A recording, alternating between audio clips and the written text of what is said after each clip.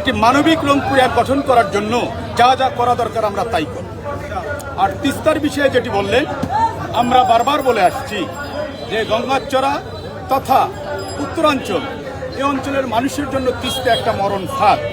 আমরা এই তিস্তার এই মরণ ফাঁদ থেকে, যেহেতু আমাদের গঙ্গাচড়া উপজেলার 7টি ইউনিয়ন তিস্তা তীরবর্তী, হাজার হাজার মানুষ কর্মসংস্থানের অভাবে বাইরে কাজের জন্য যায়, আমাদের প্রথম দাবি নভেম্বরের মধ্যে তিস্তা মহাপরিকল্পনা বাস্তবায়ন আমরা দেখতে চাই। এটি যদি বাস্তবায়ন হয়, আমরা আশা করি এ অঞ্চলের মানুষের দুঃখ কষ্ট লাঘব হবে ইনশাআল্লাহ।